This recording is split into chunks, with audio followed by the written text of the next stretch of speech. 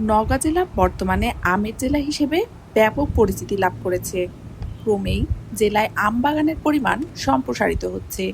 বিশেষ করে জেলার সাপাহার উপজেলা আমের রাজধানী হিসেবে সুখ্যাতি হিসেবে লোকের মুখে মুখে প্রচারিত হয়েছে।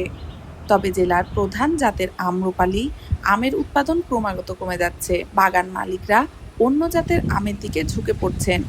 নওগাঁ প্রতিনিধি রাসেল রানার পাঠানো তথ্যচিত্র নিয়ে ডেস্ক রিপোর্ট।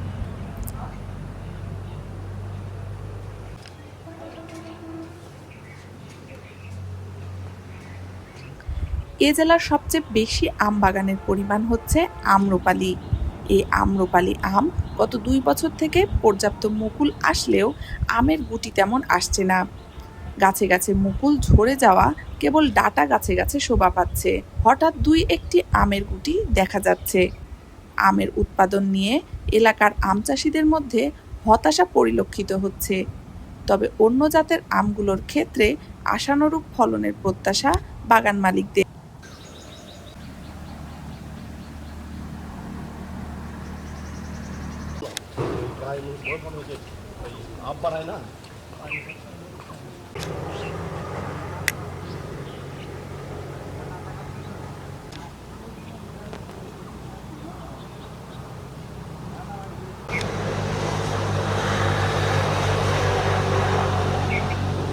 আমের সর্বরাজ্য আমরা বলি। এখানে প্রায় বাণিজ্যিকভাবে আম্রপালি, বারিয়াম চার, ব্যানানা ম্যাঙ্গো, গৌরমতি, কাটিমন সহ বিদেশি কিছু রঙিন জাতের আমও আমরা চাষ করছি।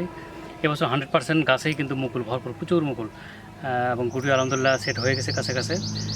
বড় অ্যাডভান্টেজ সেটা হলো, সেটা গত ঈদের পর থেকে শুরু করে 2-3 বার অলরেডি বৃষ্টি হয়েছে, এবং বড় ধরনের কোনো শিলার বৃষ্টি বা ঝড়ের সম্মুখীন আমরা এখন পর্যন্ত হয়নি বলে কিন্তু গুটিগুলো এখন ঝরছে কম। আমগুলোর যেরকম গ্রোথ হওয়ার কথা ছিল তার সাথে বেশি গ্রোথ হচ্ছে।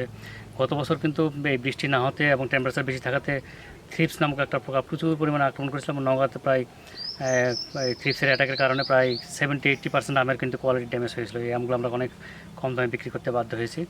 এবছর কিন্তু থ্রিপসটা আমাদের কন্ট্রোলে আছে। আশা করি আমটা টাইমলি একটা বৃষ্টি হয়েছে, গ্রোথও ভালো। আবার আমরা গত বছরে পোকার যে আক্রমণটা ছিল সেক্ষেত্রে আমরা সচেতন ছিলাম কৃষকরা, এবার আম চাষিরা, ফলে কিন্তু এই ধরনের পোকা এখন পর্যন্ত ব্যাপক আকারে অ্যাটাক করতে পারেনি। আমের কোয়ালিটি গত বছরের তুলনায় অনেক ভালো হবে। আর আমের কোয়ালিটিটা ভালো করতে পারলে কিন্তু আমরা বিদেশেও কিছুটা রপ্তানি করতে পারবো, দেশের বাজারে আমরা ভালো দাম পাবো।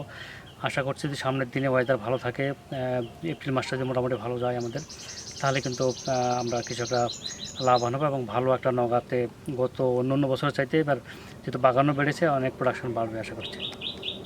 এদিকে জেলার প্রধান আম্রপালি ক্রমাগত উৎপাদন হ্রাসের ফলে হতাশা হয়ে আম চাষিরা আম্রপালির বাগান করার ক্ষেত্রে নিরুৎসাহিত হয়ে অন্য আম বাগান সৃজনের দিকে ঝুঁকে পড়ছেন।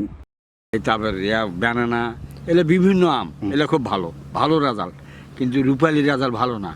অন্য অন্য বছর থেকে এবার খুবই খারাপ। এই যে আম হয়নি, পড়ে গেছে সব, গুটি হয়নি, মৌল হয়েছে অত্যন্ত, গাছের ঢোকা দিবা হয়েছে, কিন্তু অবশ্য আম হয়নি। বিভিন্ন জায়গাতে, সব জায়গাতে মার খেচ্ছে রূপালি, কিন্তু রূপালির দামটা বেড়ে যাবে, বুঝতে না? কিন্তু বাড়ি ফেরার দাম কমবে হচ্ছে অবশ্যই। আর কারো কারো ভালো আছে ভিডিওতে এই রূপালি, যেমন মনাদাক জিজ্ঞাসা করলাম, কথা ভাই অত্যন্ত ভালো আছে রূপালি। তার ভাগ্য, তার ভালো ভাগ্য, এটা ভাগ্যর কাঁচামালটা হলো ভাগ্য। ফাল্গুন মাসে আমাদের আমের মুকুল আসে, তখন মুকুল দিকে প্রতিটা চাষির মন প্রাণ ভরে গেছিল যে এত মুকুল, গাছে মুকুলের জায়গা দেওয়া নাই, এরকম মুকুল আসছিল। সবাই আশায় বুক বেঁধেছিল যে একটা মুকুল হয়েছে, অনেক আম হবে। কিন্তু সর্বশেষ দেখা গেল মুকুলগুলি যখন ফুল ফুটার পরে ঝরে যেতে লাগলো, সেখানে আম্রপলি, যেটা এখানকার প্রধান অর্থকারী ফসল আম্রপলি, যেটা বিদেশে রপ্তানি করা হয়ে থাকে, সেই আমটিতে দানা বা গুটি আসে না। অধিকাংশ একটা গাছে 50%-এরও বেশি মিস, কোনো গুটি নাই। কোনো কোনো থোকাতে হয়তো 2-1টি গুটি আছে, আবার কোনোটাই মিস হয়ে গেছে। বর্তমানে আমের এই ধোকাগুলিকে শুধু মাছের কাঁটা, মাছের মাংস যেমন সরে গিয়ে শুধু কাঁটাগুলো বের হয়ে থাকে, তদ্রূপ কোনো আমে এখন ফুলগুলি ঝরে গিয়ে গুটি না থেকে শুধু কাঁটার মতো বের হয়ে আছে। তো এই বর্তমান মৌসুমেও আমাদের যে আম্রপলি আমটা আছে, এই আম নিয়ে আমরা চিন্তিত। সর্বশেষ পর্যন্ত আমের মার্বেল আকার যদি ধারণ করে তখন হয়তো দেখা যাবে যে আসলেই এক গাছ থেকে কত ক্যারেট আম আমরা পাবো। আসে দেখি বাগানে বীজ করবো না বাড়ি যায় ঘুমাবো, কোনটা? কেন বাগানে ফসল নাই, আম নাই? কি আমটা রূপালি, বেনানা তো সব কিছু হালকা একটু আছে, গরমুতে হালকা একটু আছে, রূপালি তো যাওয়া যাচ্ছে না, ওই জায়গাটা যাওয়া যাচ্ছে না। তাই বিদায়ে আর কি করবো, যা হবে এখন ধরো বীজ বানারা তো ওরা তো লাভ করবে, বীজ দাও, বীজ ছিটাও, এটা ছিটাও, ওটাই ছিটাও, ছিটাচ্ছি কিন্তু কোনো কাজ করে না, কাজই করে না। তারপরে যে উকুন পোকার বীজ দিচ্ছে, উকুন পোকা যেটা উকুন পোকা বলে সেটা বীজ দিচ্ছে, সেটা কোনো কাজই করে না। কালকে বীজ ছিটলাম 8 বিঘা 9 বিঘা মাটি, আমি নিজে ছিটলাম, আজকে তাই যে উকুন পোকা ঘুরতেছে, তাহলে বীজ কী দিচ্ছে এগুলা? জেলায় চলতি বছর মোট 30,310 হেক্টর জমিতে আম বাগান সৃজিত হয়েছে। এর মধ্যে কেবল আম্রপালি আমের বাগান রয়েছে 18,521.50 হেক্টর জমিতে। আম্রপালি আম উৎপাদন ক্রমাগত হ্রাস পাচ্ছে, কৃষকদের এই ধারণার সাথে একমত নয় কৃষি বিভাগ। কৃষি বিভাগ বলছে, আমের উৎপাদন আবহাওয়ার অনুকূল প্রতিকূল অবস্থার উপর নির্ভর করে। জেলায় এবারে আমাদের আমের বাগান রয়েছে 30,300 হেক্টরের মতো। এই বাগানগুলোর অধিকাংশ হচ্ছে আমাদের সাভার, বরিশাল, নিয়ামতপুর উপজেলায় এবং অন্যান্য উপজেলায় বিচ্ছিন্নভাবে রয়েছে। আমরা আম আমাদের লক্ষ্যমাত্রা প্রায় 4,07,145 মেট্রিক টন মনে করছে একটু ধরেছি আমরা। তো এ পর্যন্ত আমের অবস্থা ভালো, মুকুলও ভালো এসেছিল। মাঝখানে কিছু ঝড় বৃষ্টির কারণে মুকুল ঝরে পড়েছে।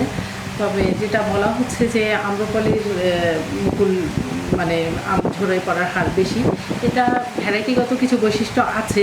তবে এখানে আম্রপালির আবার দাম বেশি, কৃষক পছন্দ করে আম্রপালি। যেটা আমরা মনে করছি যে আম্রপালি হয়তো কৃষকরা ছাড়বে না, কারণ তাদের দাম দিয়ে পোষায় যায়, তাদের উৎপাদন কম হলেও আবার দাম দিয়ে পোষায় যায়। তো আম্রপালি থাকবে, পাশাপাশি বাড়ি আম ফুড থাকবে, তারপর তারা নাকপত্রিও করে, তারা আম্রপালিটাকে ধরে রাখবে।